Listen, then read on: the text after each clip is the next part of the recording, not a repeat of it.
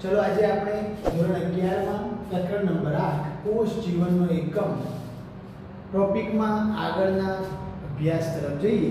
છેલ્લે આપણે લાસ્ટ લેક્ચરમાં અંતપટલમય તંત્ર અને કોષ દિવાલ નામની રચના વિશે સમજ્યા હતા.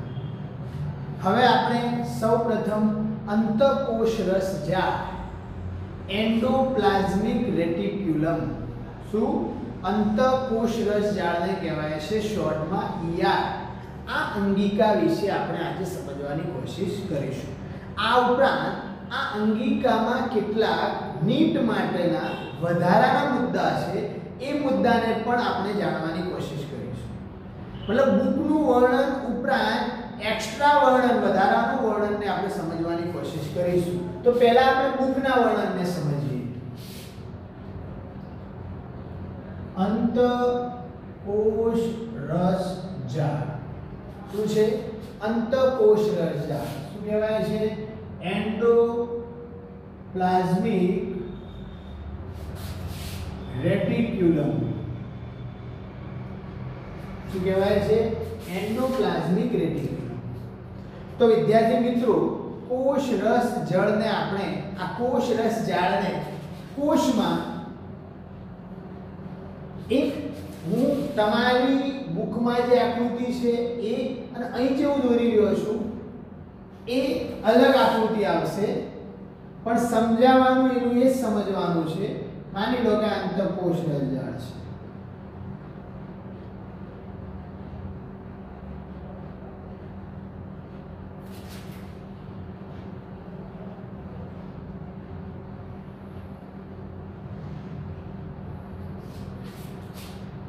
બરાબર? આ કોષ કેન્દ્ર છે. આ શું છે? કોષ કેન્દ્ર. આ છે અંતકોષ રસજાળ.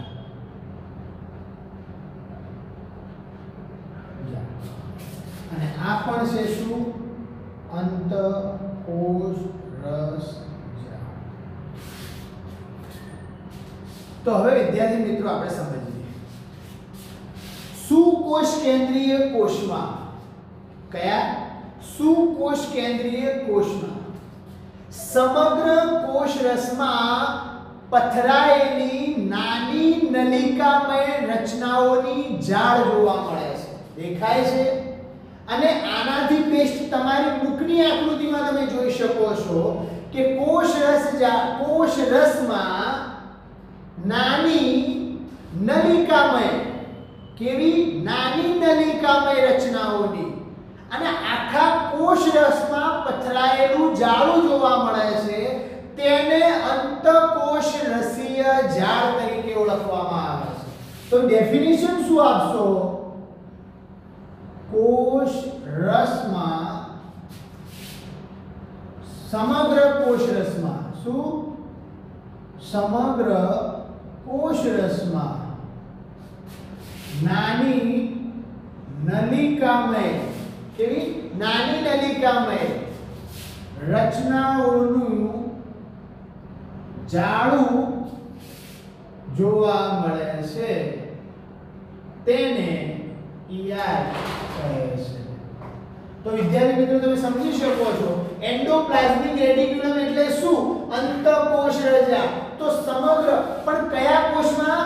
ફક્ત ને ફક્ત સુકોષ કેન્દ્રીય કોષમાં સમગ્ર કોષ રસમાં નાની નલિકામય રચનાઓનું જાળ જોવા મળે છે. એને અંતકોષ રસજાળ તરીકે ઓળખવામાં આવે છે. આ અંતકોષ રસજાળ એ અંતકોષીય અવકાશને બે ભાગમાં વિભાજિત કરે છે. તમે સમજી શકો છો અહીં આ કોષનો અંદરનો અવકાશ કહેવાય. એ અવકાશને બે ભાગમાં વિભાજિત કરે છે. મતલબ આ કોઈ અવકાશ છે અને એ અવકાશમાં આપણે કોઈ વસ્તુ મૂકી દઈએ તો એ વસ્તુનો અંદરનો ભાગ અને એની દિવાલનો બહારનો ભાગ. તો અંતકોષ રસજાળ જે છે એ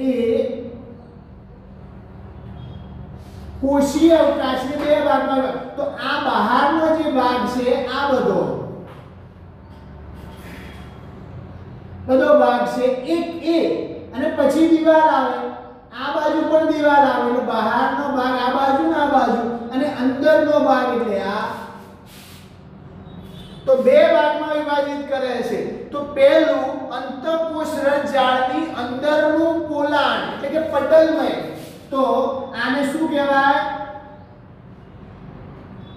અંતઃકોષ રસ જાળનું કયું પોલાણ? અંદરનું પોલાણ. અને કેવું છે? પટલમય. કેમ કે એના બંને બાજુ શું ધરાવે છે? પટલ ધરાવે છે. સમજો, હું થોડું મોટું દોરું એટલે તમે સમજી શકો. હવે તમે સમજી શકો છો કે આ અંદરનો ભાગ જે કેવો ધરાવે છે? આકૃતિમાં તમને હવે તમે સમજી શકો છો. આ ભાગ અને આ ભાગ જે બંને બાજુ પટલ ધરાવે, એટલે કે અંતઃકોષ રસ જાળનો અંદરનો વિસ્તાર, એટલે અંતઃકોષ રસ જાળનો અંદરનું પોલાણ. અને એ સિવાય આ બહારનો ભાગ. તો બીજું અંતઃકોષ રસ જાળની બાહ્ય પટલમાં આવેલો કોષ રસનો ભાગ. અંતઃકોષ રસ જાળની બાહ્ય પટલમાં આવેલો કયો? કોષ રસનો ભાગ, એટલે બાહ્ય પટલમય.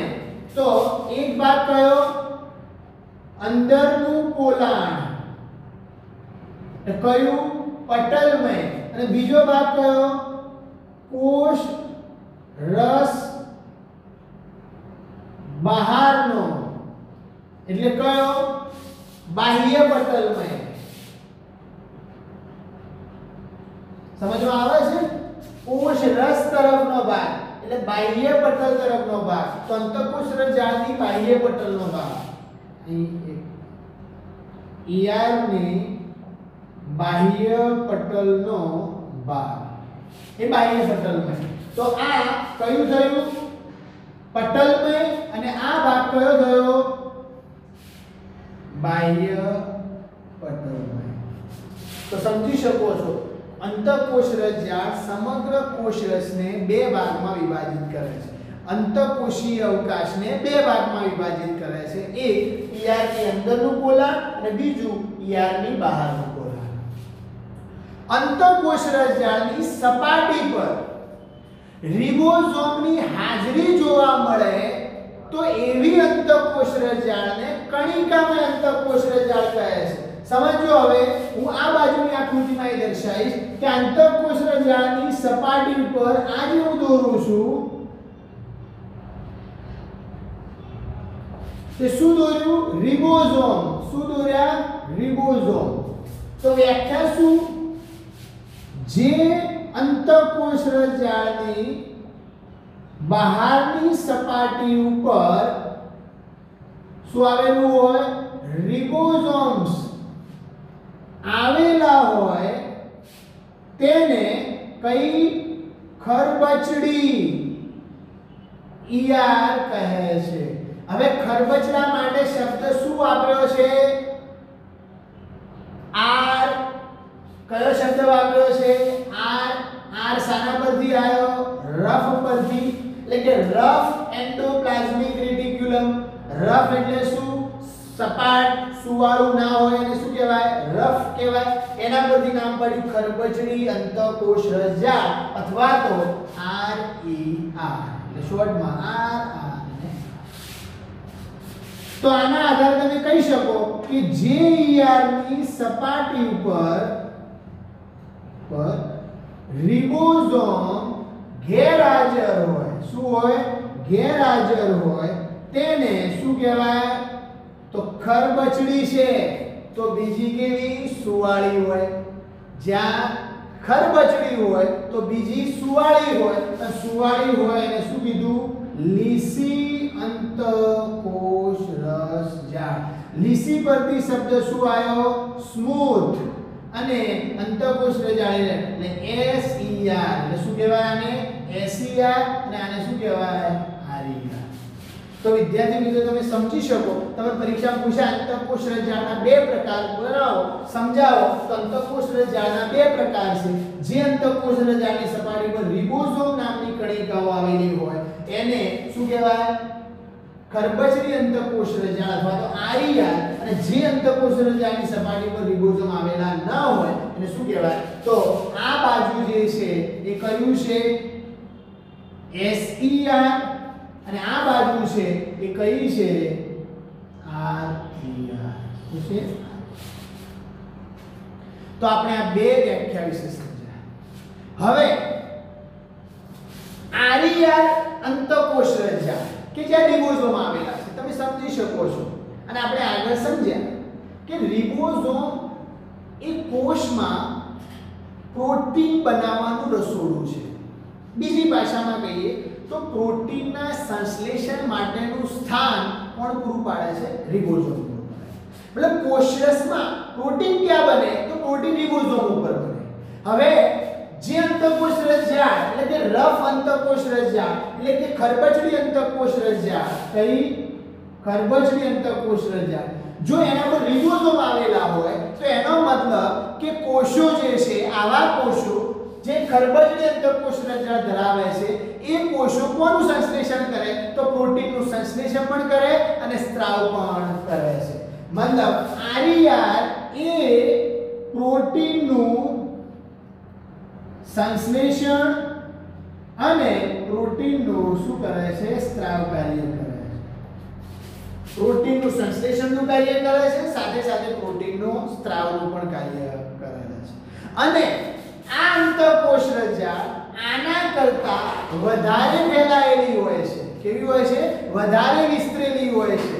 તો રફ એન્ડોપ્લાઝમિક રેટિક્યુલમ એનો મતલબ કે ખરબચડી અંતઃકોષ રજા જે છે એ બાહ્ય કોષ કેન્દ્ર પટલથી શરૂ થઈ અને કોષની સપાટી તરફ વિસ્તરે છે। ક્યાંથી બાહ્ય તો આ જુઓ તમે આકૃતિમાં હું દર્શાવ્યું છે કે અંતઃકોષ રજાની શરૂઆત ક્યાંથી થઈ તો કોષ કેન્દ્ર પટલથી થઈ। તો બાહ્ય કોષ કેન્દ્ર પટલથી લઈ અને સમગ્ર કોષમાં શું થયેલી છે વિસ્તરેલી છે। પણ વિદ્યાર્થી મિત્રો આ એક શબ્દ યાદ રાખજો કે અંતઃકોષ રજાનો એક છેડો કોષ કેન્દ્ર પટલ સાથે જોડાયેલો હોય અને અંતઃકોષ રજાનો બીજો છેડો કોષ રસ સ્તર સાથે સંકળાયેલો હોય છે। મતલબ બંને છેડા જુદી જુદી જગ્યાએ આ જકડી ચોંટેલા હોય છે। એક છેડાની શરૂઆત કોષ કેન્દ્ર પટલના બાહ્ય ભાગથી શરૂ થાય છે અને એક છેડો કોષ રસ સ્તરના અંદરના ભાગે શું થાય છે જોડાણ પામે છે। તો આપણે ખરબચડી અંતઃકોષ રજા વિશે સમજ્યા જ્યાં રિબોઝોમ આવેલા છે અને એટલે એનું કાર્ય શું છે પ્રોટીનનું સંશ્લેષણ કરવું અને પ્રોટીનનો શું કરવો સ્ત્રાવ કરવો।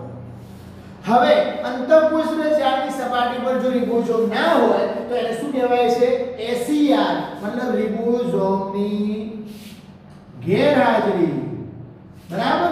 અને બીજી ભાષામાં કહો આ અંતઃકોષ રજા કેવું છે તો લીસી અંતઃકોષ રજા છે। કઈ છે લીસી। તો આ લીસી અંતઃકોષ રજા જે છે એ પોતે SER તરીકે ઓળખાય છે અને લીસી અંતઃકોષ રજા એ લિપિડ સંશ્લેષણ માટેનું સ્થાન પૂરું પાડે છે। મતલબ આ અંતઃકોષ રજાનું કાર્ય શું તો લિપિડનું સંશ્લેષણ કરે છે।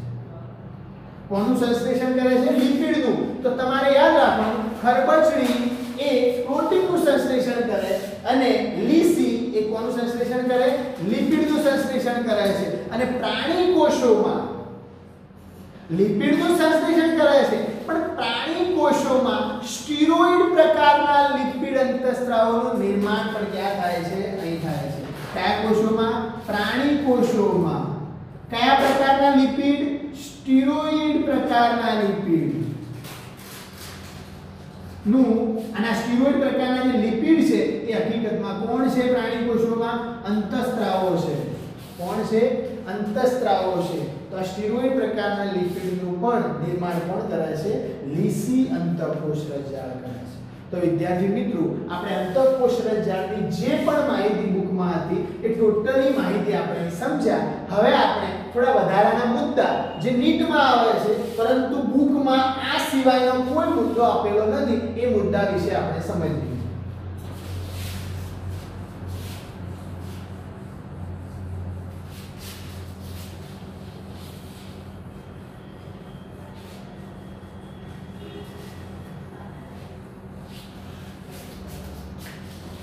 તો વધારાના મુદ્દા એટલે એક્સ્ટ્રા ડોઝ। વધારાના મુદ્દા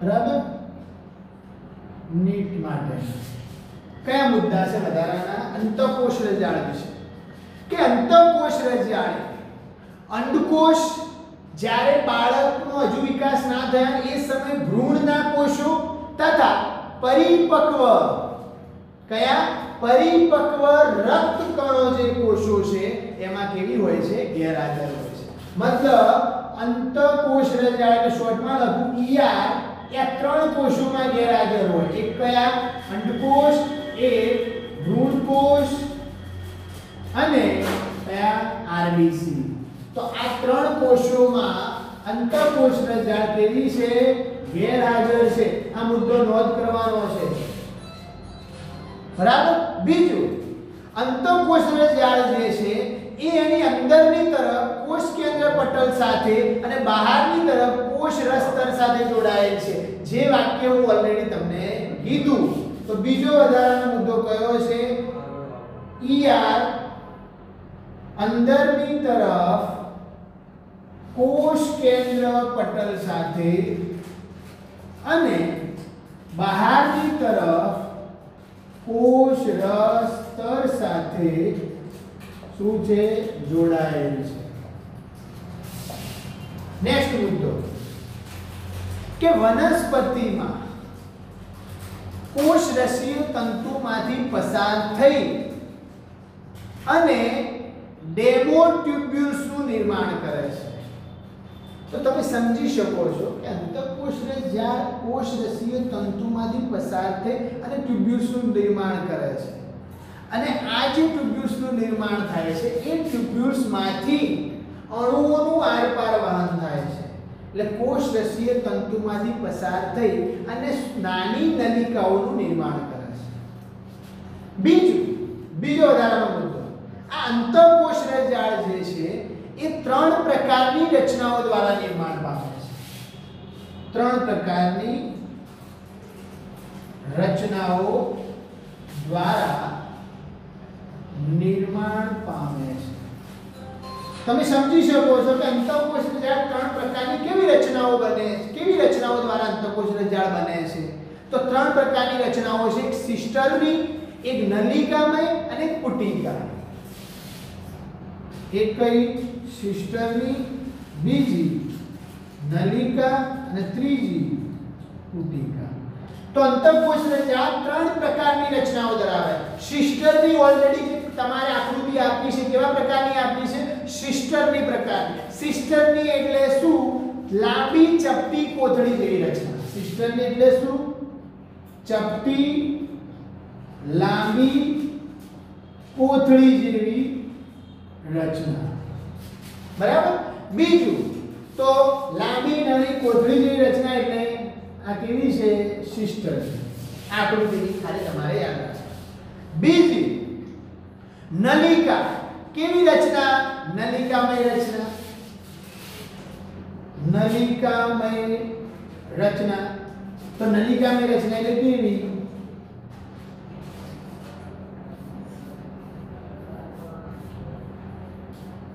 આવી રચના આને શું કહેવાય નલિકામય અને પુટિકા એટલે શું ગોળ કે લંબગોળ હોય છે નાની રસદાની જેવી દેખાય ગોળ કે લંબગોળ કેવી દેખાય નાની રસદાની જેવી દેખાય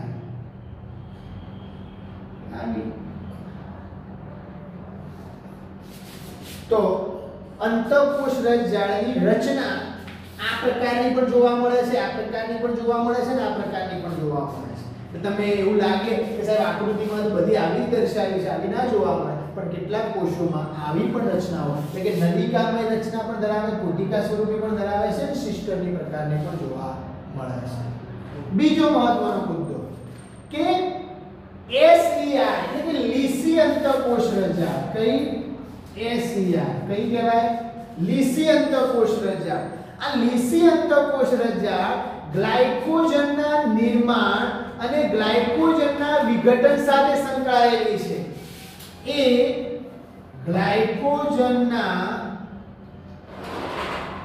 નિર્માણ અને વિઘટન સાથે સંકળાયેલ છે તો વિદ્યાર્થી મિત્રો તમે સમજી શકો છો આ કાર્ય આપણી બુકમાં આપ્યું નથી, પણ સ્મૂથ એન્ડોપ્લાઝમિક રેટિક્યુલમ એટલે કે લીસી અંતઃકોશરસજાળ એ ગ્લાયકોજનનું નિર્માણ પણ કરી આપે છે અને ગ્લાયકોજનના વિઘટન સાથે પણ કંઈક અંશે સંકળાયેલી છે.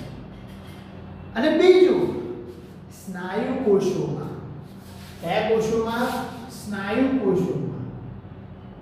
હવે આપણા જે સ્નાયુ કોષો છે એમાં શરીરમાં મસલ્સમાં ઉર્મી વેગના અંતઃકોશીય વહન અને સ્નાયુઓનું જે સંકોચનની ક્રિયાવિધિ થાય છે, સ્નાયુઓ રિલેક્સ થાય, સંકોચાય, આ સંકોચનની ક્રિયાવિધિમાં કેલ્શિયમના સંગ્રહ અને એના મુક્તિ સાથે સંકળાયેલી છે.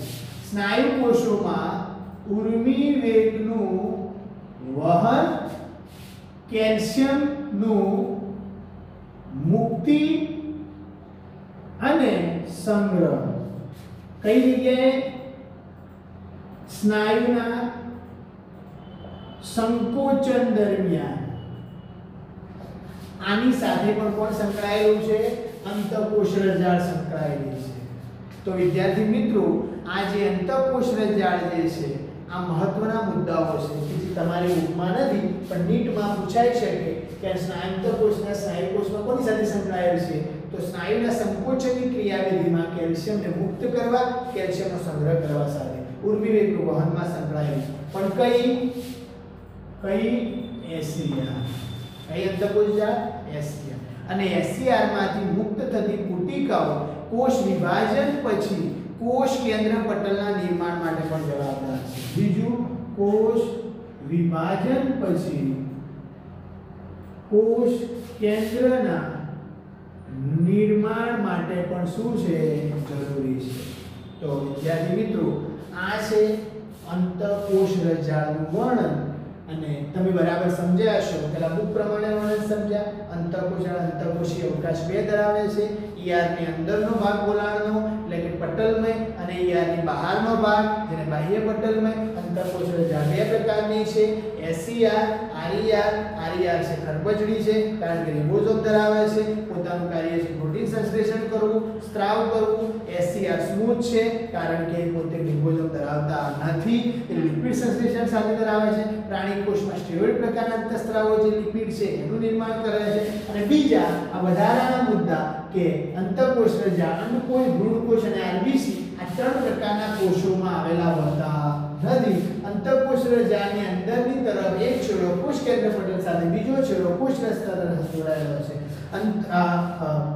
અંતઃકોશરસજાળ એ 3 પ્રકારની રચનાઓ ધરાવે છે. સિસ્ટરની સ્વરૂપે પણ હોય છે, ચપટી લાંબી કોથળી જેવી રચના. નલિકામય રચના ધરાવે છે. પુટિકા એ ગોળ કે લંબગોળ નાની રસદાની જેવી પણ રચનાઓ ધરાવે છે. આ ગ્રુપમાં સ્મૂથ એન્ડોપ્લાઝમિક રેટિક્યુલમ એ ગ્લાયકોજનના નિર્માણ અને વિઘટન સાથે સંકળાયેલ છે. સ્મૂથ એન્ડોપ્લાઝમિક રેટિક્યુલમ કોષ વિભાજન પછી કોષ કેન્દ્ર પટલના નિર્માણ સાથે સંકળાયેલ છે. અને SER સ્નાયુ કોષોમાં ઉર્મિવેગનું વહન અને સ્નાયુ સંકોચનમાં ક્રિયાવિધિમાં કેલ્શિયમના મુક્તિ અને કેલ્શિયમના સંગ્રહ દ્વારા પોતાનું કાર્ય કરે છે. તો વિદ્યાર્થી મિત્રો, આજનો આ ટોપિક છે અંતઃકોશરસજાળ. આ જે મુદ્દા આપણે છેલ્લે સમજ્યા આ ફક્ત નીટ માટે એટલે તમારે તમારી બુકમાં નોટબુકમાં નોંધ કરવાના છે, અથવા તો તમારી બુકમાં સાઈડમાં જો જગ્યા હોય તો એ જગ્યાએ તમારે નોંધ કરવાની છે. તો આજનું આ લેક્ચરને આપણે પૂરું કરીએ છીએ. નેક્સ્ટ લેક્ચર આપણે નેક્સ્ટ રચના સાથે મળીશું અને મને આશા છે કે તમે આ વાંચશો અને તૈયારી કરશો. Thank you.